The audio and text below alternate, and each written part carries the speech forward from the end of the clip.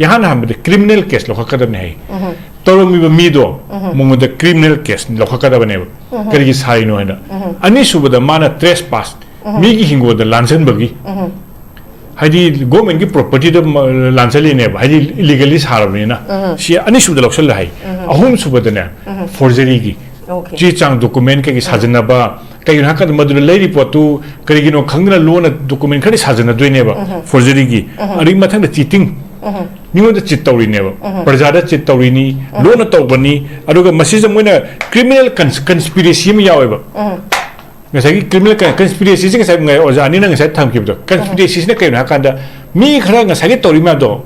chap ya na ba drug pu ba ya na ba katokan gi to ba ya na ba illegal activities to ba ya na ba madu gi conspiracy do kon manga du gi chap cha ba BNS act ni khang di amad ni khang di relevant law do lokhala ga adu legal expert na khangani madu to ga da bani hai ba masi to dar kan da di kari tor ke ha matam da government se fail oi la ka do ne ba adu ga masi se akhoi gi pot se ani shui ba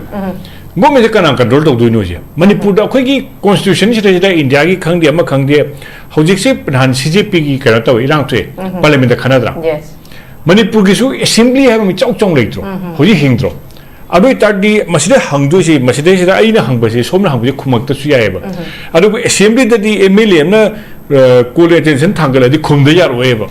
अदुनानी assembly फमु तौ हाइसे assembly चहिम दे यांखैरक नुमित यांखैनी फमु चही मद minimum अहुमलक फमु मरक था तरु खाननुना फजना थंबद सुंतौ तौदिसे मसिना ताकपदी अखोइना खल्लिबा MLA दु करी खाना दुइनो अदु वाना अखोइना हंगबा यादमना गवर्नमेंट खुमक्तरमिना खुमदबा यादम मफमबदी गवर्नमेंट कॉन्स्टिट्यूशन ने थंबिदमीबा centre parliament Lok Sabha Rajya Sabha Manipur state assembly थमीब असेंबली से करी कौद्रीनो हाइबसी मतंग से लाएब लान तब मतंग अखोगी करगिल के सुरुम खने पाकिस्तान ने लान तब मतम दो अदु सुरुम खनेब मणिपुर की करीम तो जो खने इसिंग जो खने दे करीम खने दता दी अखोने तौरीब एमएलए के मैम से लंबी कोलास थाबगी अदुम बखर लोकल एरिया डेवलपमेंट की अदुम दब चखरेब लो सेमु हदन लो डिस्कस तो हाइयो मैम से करीम द खने मधुदने कोई सोरे जे मधुना मसी ख्वाइदे फबदी असेंबली सेशन से अमा कौबिरगा मणिपुर की क्राइसिस से जब फजना खनरदी मुगी मथौसु तौरकनी कानबसु लाकनी हाबसे थमजगेबा अरगी मथंग ngasai aina yam nungai ba ngasai gi ama lambi chapagi ka haibet no toksan ba ma tokanda ne akhoi gi keno se ka aeroplane bara se agatala tu gawati se lising hum so yong te ba akhoi di haying chakadam chai ka sa ka lising tar hen changi पैसा अखोई से या Y अखोई से मप्पू पांते बो मिगी दी high असा मेघालय की कैपिंग है ना पैसा सुख तई हेन बे यादे मोय गवर्नमेंट का रुम तवे अखोई की सिना कमाइन तोय खंदी पोट लापसु ममन चंगी अमा लापसु ममन चंगी अखोई सिना को कंट्रोल सी तौ तौ दबा खुसीरा सिदा मिना तौबा याबगी अदुना गवर्नमेंट से फजना फुल फ्लेजेड मपुंग फाना तो हनबा म दरकार ओइब्रा हाइबसि म थमजगेबा अदगी ngasai अखोई ngasai मी फाबो खोटपगी ngasai gi अखोई लंबी gi तौबो तमदो सीजेपी की प्रोटेस्ट तो हाइपे निसा पसे 40% ने हाइबदी केनोसे क्रिमिनल केस लेबस आइदी मनी कदो द लोकसभा द फमी मैम से राज्यसभा द फमी से चर्चा के समथिंग से 40% एमपी मिनिस्टर दिने क्रिमिनल केस तो चेनेबा 33% दिने मर्डर यम चाची चाची बक केस चेन्नई बो मोइने मिनिस्टर वइसला इनेबा अदुगा मोइना ngасagi स्टेज दा खोगी मी गी तानबसे दको खोगी होजिकी मी लाख मंगा फमदा लाख मंगा थोलकपदने मोइ यांखै कुंथ्रा दु क्रिमिनल थाय नुंगलमदे बोब तवे अदुम दोना तानरगा होजिकसिना मोइ अंगांग मैम से ऑफिस मागी मिम चंग चंग टारगेट तब हौरेबा अदगी सोशल मीडिया मोइ थागलु मैम दो केस तो स्पेन तो दादि मी जे हरासमेंट तो कोतर सुम तौरगा प्रजा से कदवे हौरेइनो हाइबसे यंगबिदेबा अखोइ नंग सिंगांग से कइना का गवर्नमेंट तो दबदे अखोइ गांग ने तो गवर्नमेंट तो दे अखोइ के गांगवेबा अखोइ गांगिबा अखोइ नैनरिसे मिड माइ ओइनबा गवर्नमेंट खितंग कानागदरा हाइबदो अखोइ गांग सिदि तसनदबा यायबा अदुबु असेंबली द गांग नि तसनद यारोय लीगल ओइ लाक्तोनि डॉक्यूमेंट ले हौदोइनि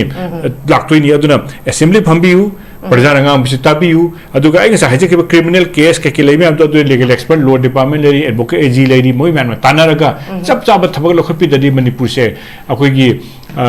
कनानो पालिनो से कंफ्यूजन लानेब थाइना अखोगी निंथौसे अखोई मणिपुर जा निंथौसे थाइना लाइबक थीबने निंथौ याम याम मणिपुर से निमित कापा काइन थोइदो निंथौसे यामन्दन को लाइसु याम सिदा अथॉरिटी है करिम अनिहुम सुराबा लाई यामबदी याएबा अरे अगोंद मतिंग पांबीबा मीडी याम याइ अदु अथॉरिटी दी अमदि लेबा यादेबा कइनो कर अथॉरिटी सोम चचिरा हाइकाद डिसीजन अमा चपचान लरकदबसे अथॉरिटी से यामन ग्रे अदु अखोई मणिपुर की दोसासिना ने अथॉरिटी सिंसे एक्ट तौदेबा थबक त ओंथोक्तेबा थबक तो ओंथोक पियु मदुदतदि अखोई से याम वारनी हाना अदुगा ngसागी मी कनोगी तौकांदो कोब्रा की तौकाजे कोब्रा से मोसे 45 days ट्रेनिंग हाइरे बटालियन अहम लाए मुई सुदी सुहाई चप चाबी खंगजेदेको अदगी मुई बटालियन अहम लाकानसे मुई असोम तौरिबसिगा अखोइसिगा खेनाबदा मुई असोमददी कनानो से खंगिबा मिलिटेंसे अता लामना लेरगा चंगागा मुई चंगा तौरुदनि मतमदुरि यामना चखतबा कांगुनेबा अखोइ सागी सिम नतेबा सी थोलकपदगी मोइना कनुम तौरुकानसे द ग्यामेन तादन तक्सलु तादि अखोइ मणिपुरदा अखोइ तपपाकता होजि इरांग मतुंदा फाजि मिलिसिंग अमे हेलेबा 1000 हेलेबा होरेस अखोइगी कनुददि अखोइद नुमै कापैबा अफब खुलाई तौरिबा कांगुसिददि मसमी क्या फारगे जो खुद थेकपा यानेबा डबल डिजिट यौद्रिबा अरुगा अखोइदि लिसिंग द फाग्रबनेबा अदगी अटैक तौरिबा ऑपरेशन तौरिबा नुतिगी तौवे अरु हाइबा तौ हाइबा मफम सिंगसिदे सुंतौ तौदबेदा सुम उसनदन लेबसे मिचंग मिखाइ नायरब्रा हाइबा क्वेश्चन लाकनेबा ngasi bokda ngasagi mi taruk phabadugi tawdena operation tormune khoi thagakkaneba moina kadai dong khangde changa irang horubdagi hojikina kai thorake da moina torubdagi hojik thongjaw rokta lambi thinge khopum ta lambi se hojik thingba haugreba aduna lambi je thingna khotna summi su warak tawtadi musu la amina kelum tawninge cobra kangu du la amina sum pham lei dia damina adu khoina haidu se moida haidu se noi phamu haibna te thabak taw haibna te adu phau मी heart खोलोदि हाइबन वाइते को थबक तो बियु अदुबो criminal भाबियु मणिपुर डिस्टर्ब तोरबा मणिपुर थुगाइगे खलिबा कांगुदो इलीगली ड्रग तोरबा कांगुदो भाबियु अदुगा मी नहा मुइना तौरक्तना खोइ नुमै पाइ नत्रो अदुमना ताइनादि याररोय मरु ओइबा रूट कोज तो मदुमत फुटोक पियु हाइदा जे सत्यजीत नाकलम रोम दा हाइबा खोगी खुमली ब्रिज हारक पसिग मतंग दा खोइ खुमली ब्रिज की इस्तगी खितंग अमुक नाथैरकांदा खोगी टाइगर रोड जर्मन रोड की इशू जी ओजा खोइ याम चाउना लेरिनेबा सिगी इशू से चाउना लेरिंगाइ सिदा खोगी डिप्यूटी सीएम नेमचा किपगेन सिदा अमुक हाइरिबा खोगी रूरल डेवलपमेंट पंचायत राज से पिसलिनी बोजा अबदि खुद हगजबदा खुद थाजन बैदोजा आइदी अदुमकनेबा तौरिसे अदुदुना ngसाइगी हाइरिबा चंगिबा पैसादु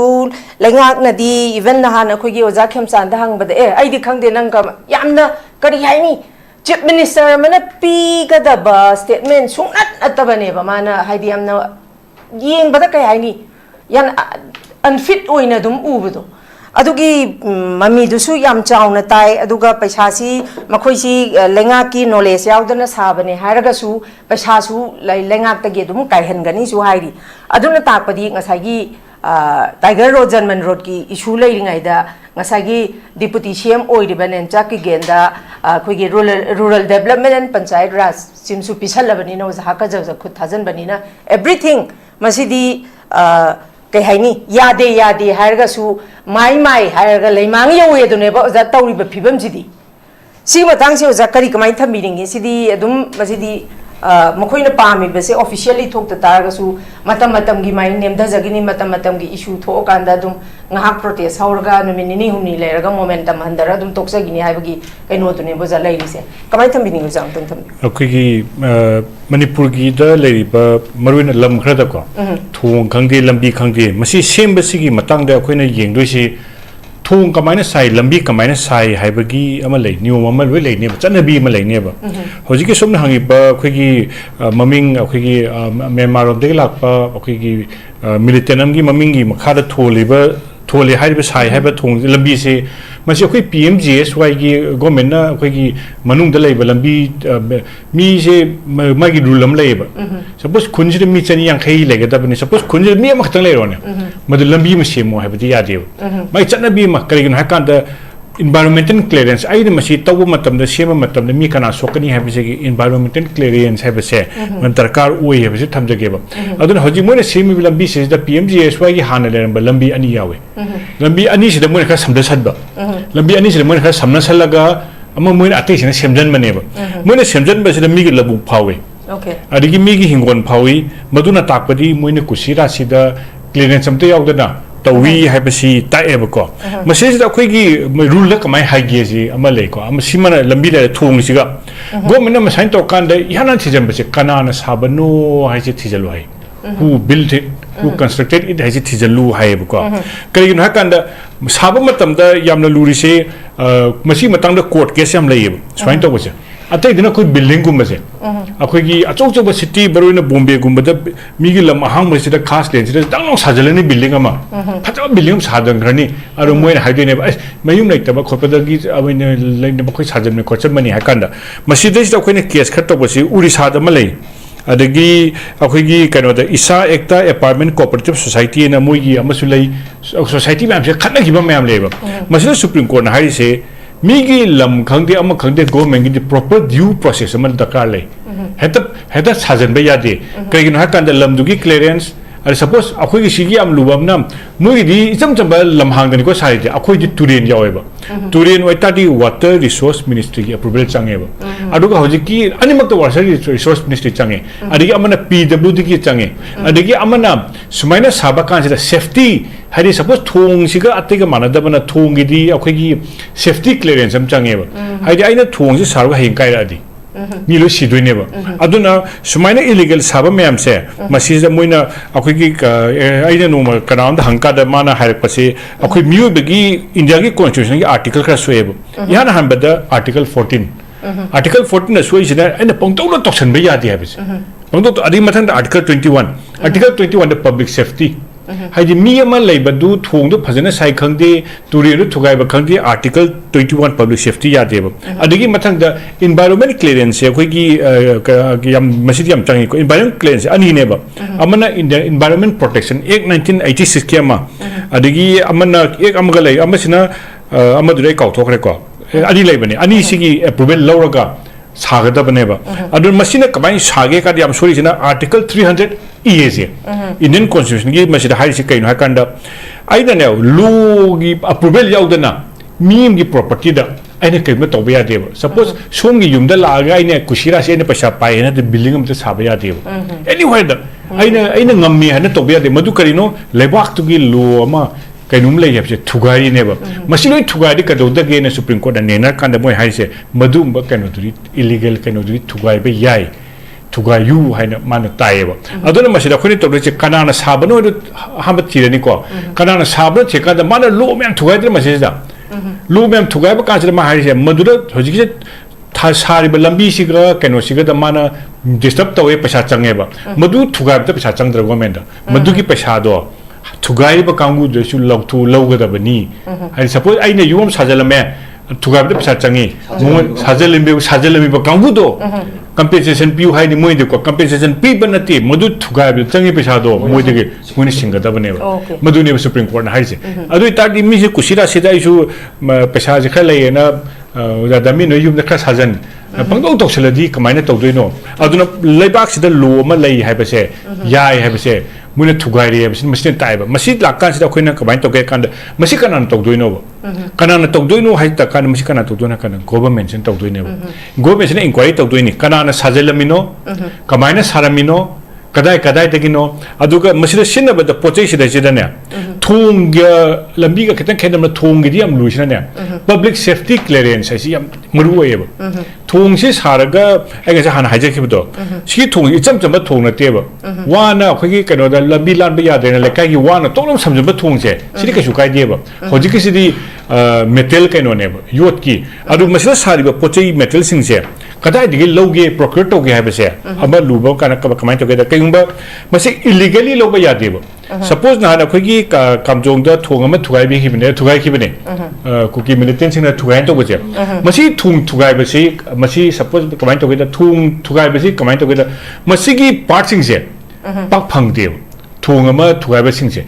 Manipur government ma du repair to ge ha kan da na मधुगी पार्ट तो कदाई दे चेंज दोइनो ड्यू प्रोसेस हम लेबा सपोज दुकान द बाजार द फंगो पोट नतेबा मसी थोंग द सारे पोट सिंग से बाजार द मार्केट द फंगो पोट अमत नतेबा मसी गवर्नमेंट की प्रोसेस हम यावदना तौदब यादब कई ngaktaneब icham cham hidak ama legi di lebi yai adubu yam luba hidak akoi lebi yadab ledaine aduma port ngaktaneब sidiba sida aduna si mapan digi lobu khotpam yaw aduna manipur sida kusira sige pangtona toksanba ma mi krana hekta thong ju sajanba lambi ju sajanba kan sida tuminna yenga leita di lo leitre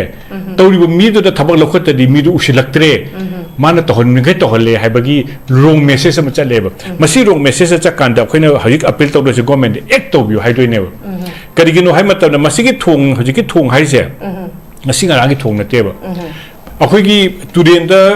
nung akhoi gi haigat pase matabda akhoi social media da hai khre moina akhoi haiba hore koina adigo mena madura kai ge thare official thare मधु थिंगनी हाइग्राम नेबा thing देब हौजिकिना मु पुरा लोइले रमेबा अरु हौजिकी सोमना हौजिक साइ हांगबे यावबदो हौजिकी कयदा हंकार ददि ए आइदि खंगदे ने हारेसे लैबा की yum सिलेसिदा ख्वाइदि मपु head of state तुना आई खंगदे yum से करि तौरिगे आई खंगदि लैबा के सेफ ओइब्रा मिसिन कुसिरा से तौरिब्रा हाइब क्वेश्चन अमा लाकनी अदुना अखोनि गवर्नमेंट अपील तौबिबसे तौजबसे ड्यू प्रोसेस तो चपियोब लैबा से लो से लेपियोब कदागो साइमना धोंगिदा थुगाइबियो हाइबनते अखोदि ड्यू प्रोसेस ता सारिबा मिसिंग दो फारो अदुगा मधु साहनबर चंगिबे पैसा दुगी थुगाइबि पैसा दु लौरो अदुगा मधु कदा कदा दि लौबनो हाइबदो ड्यू प्रोसेस तो लाकांदा मणिपुर दा लैबाग अमा लै लो अमा लै नु उसितोइनेबा मसिगी सिना प्रेसिडेंट अमा लैकांदा अदा अना तौखिबदो सोमगी हाना साखिब लंबीदो मधु थबक के पाकेट तबरि सोमसु तौखलकनेबा मणिपुर गिसना आइना तौरिबा थबक तु मी म थिंगक्तदि उसिलक्तबदगी तौबनी उसिदनगेदि थबक पाबियु गवर्नमेंट लै हाजु उपियु मसिसिदने अखोगी लमदुगी डीसी दुदगी रिपोर्ट कौबियोब रिपोर्ट कौरगा इमीडिएटली मसी कमाइन तौरिनो इंक्वायरी तौबियु एसपी थाबियु लो लै हाजु उपियु मदुनतदि अखोगी मणिपुर की प्रजा सिंगसिदा मी खरना अखोई लागा सपोज जापान दगी सपोज इसम समना एग्जांपल हाइजगेबा जापान 150 बेडेड हॉस्पिटल म सागे ने अपते हाइबा मणिपुर क्लीनेस पीडी या कोई चंगेबा हॉस्पिटल को सिदी मी लाइंग दोइदिबो केन अदुबो अप्रूवल चंगेबा अदि मणिपुर दा जेनिम साइबा रिम साइबा असि भौदा अप्रूवल या कोई दे चंगेबा अदु चंगबदु दि अदु वहलगा कशुनतबदा मीना पक्तौ तौसलादि उसितबा मा आइगे युमदा आइगे युमगे सुमांगदा कगी साजलादि उसितबा मानकनी थबो लखतपियु हैने थमजकी okay thank you very much थागचरी मखा जसितेजित लाक्चगे जसितेजित हाइबा खुलमी ब्रिसी साबगी चपचाबा पांदमसी कोइन फंगजब रिपोर्ट की मतुंग इना मिजोराम अमदी म्यांमार चीन स्टेट सीसीपुर फाउबा अथिंग यावदना पोचै कया सीसीपुर रीजनल लॉजिस्टिक हब अमा ओइना सेमगतुना सीसीपुर फेरजोल चांदेल तेंगनोपल अमदी मोरे फाउबा पोचै सप्लाई तौबा दुनी हाइदना मोगी थोंगजे साबगी पांदमसी हाइरिबा लॉजिस्टिक सपोर्ट सिमदी याम चावना यावदना लेरेको अदुना सिगी मतंग सिदा हौजिकसी अखोई नहान तांग तरादा संगागी बगी मतुंग दगिदी मसी अखोईगी ऑनरेबल सीएम ओजा खेमचाना महाक्तनो मादी खंगदे नॉलेज लेते हारगसु मसी अचौबा इराई तराइबा इशू अमा ओइना खनबा यादे हाइदना अखोईगी ओजा नंदोना थंबिरबा वाफमसे अदुम एंडोर्स तौजनिंगे मसी अखोईगी पार लैरिबा लैंगाकसिना मसी तराइना खंदना मसीगी थोंगसीगी मतांगसिदा अदुमक करी हाइनी तराइना लौरगा लैथोकपा तारगदी हौजिक मखोइना तालिबा ngасꯥꯏꯒꯤ सेपरेट एडमिनिस्ट्रेशन गी ngасꯥꯏ थोंगजे अरुंबा पुबा यादे खोते हारगसु लॉजिस्टिक सपोर्ट लॉजिस्टिक हब की कैनोमा खक यावरिबनिना ngасꯥꯏगी हौजिक यो केएनएबी गी दो चुराचांदपुर गी हाबदु सि मियामना खंगदना लेरबने सि फावबदा लैंगाकना मतम मतम दुगी पुरिबा डीसी बु ओइरो एसपी बु ओइरो चपचाना हौजिक सिदा चपचाबा एक्शन जी लौखत हौदबा तारगदी ओजा सत्यजित मसीदी अदुकी मतिक मतम खरगी हाइतारे मतम खरगना ते था खरगी मनुंगदा अदुकी मतिक अखोई खुदोंग थिनिंगाइनी सी फोबदा अखोईगी लैरिबा रिप्रेजेंटेटिव सिंगसिना अदुदा नतना अखोईगी सीएम मसा खंगदे का हाइबसी यामना मा मसा मक सीएम ओइरगसु याम इकाइनिंगाइ ओइबा स्टेटमेंट ने महाक अमना थमैसे अदुना अखोइना तोंगान तोंगानबा अखोईगी मीडियागी हाउस सिंगदा मीडियागी प्लेटफॉर्म दा हारिबा खुलमी ब्रिज की मतंगदा खनबा हौराबनिना मसी अचौबा इशू म ओइना लेंगाकना लौरकांदा मसी एज सून एज पॉसिबल मसी इफेक्टिव ओइना याम इफेक्टिव ओइबा मवोंगदा masi matam sana masi lenga ki mai kai dagi thinghoba ma yam tangai phadi haina di khalli miyam gi wakhal da su khoi gi wakhal da su adubu lenga ti adumak miyam na expectation tawraga su miyam na tawribe expectation dugi beyond adugi on ataina bangak ta tawrakpanina sigi phabam se leira phawbada oza Satyajeet ki expectation da miyam na si yong na panelist tongan ba phamaga magi point of views puthora ba khoi gi leiriba lenga paibada yaubiri ba even honorable chief minister home minister si hairiba khoi gi khulmi bridge gi matang sida makhoi gi thamoi de masi issue um oirakani haidana makhoi ji thabak lokhalakani action lokhalakani ka haibagi expectation si oza Satyajeet leibibra kamai to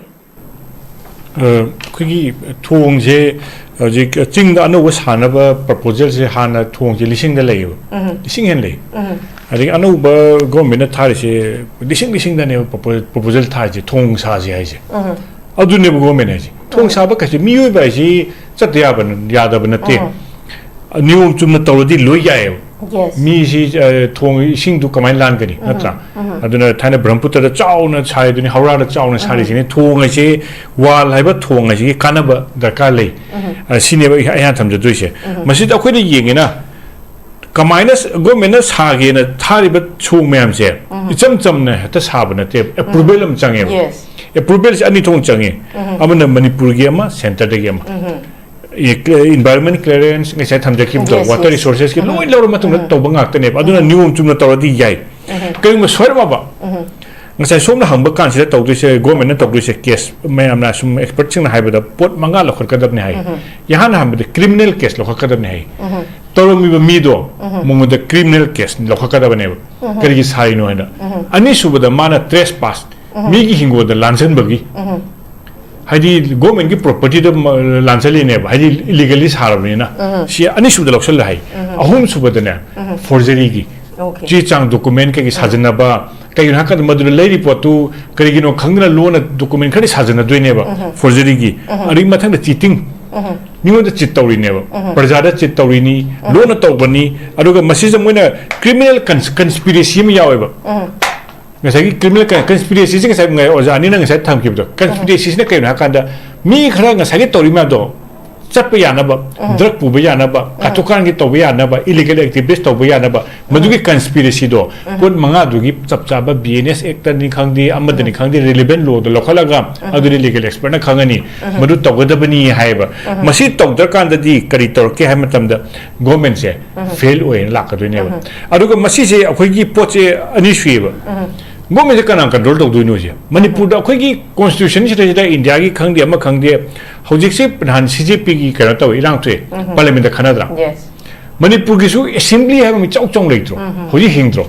adu tardi masida hangdu si masida si aina hangba si somna hangbu khumak ta su ya ba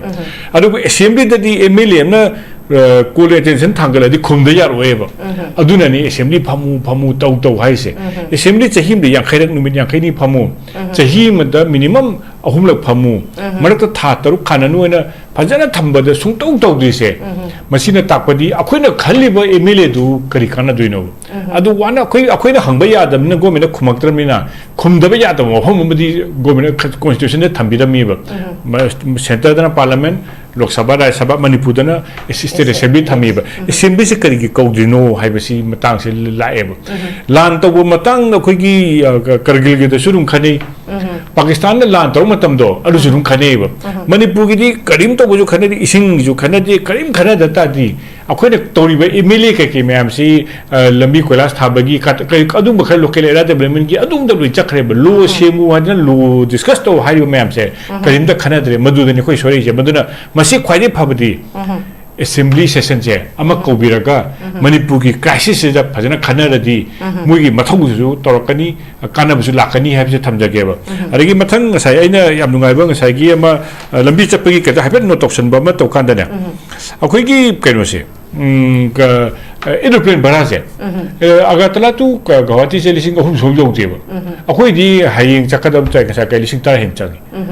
paisa akhoi si ya wai ba akhoi si mapu pan te ba mi gi di hai asa mega megale gi capping na पैसा सुख तई हेन बे यादे मोय government का दुम तवे अखोय गिसिना कमाइन तोय खंगदि pot लापसु ममन चंगी अमा लापसु ममन चंगी अखोय सिना को कंट्रोल ची तौ तौ दबा खुसिरा सिदा मिना तौबा याबगी अदुना गवर्नमेंट से फजना फुल फ्लेजेड मपुंग फाना तो हनबा म दरकार ओइब्रा हाइबसि म थमजगेबा अदगी ngasai अखोय ngasai मी फाबो खोटपगी ngasai gi अखोय लंबी gi तौबो तमदो सीजेपी gi प्रोटेस्ट तो हाइपे निसा पसे 40% ने हाइबदी केनोसे क्रिमिनल केस लेबस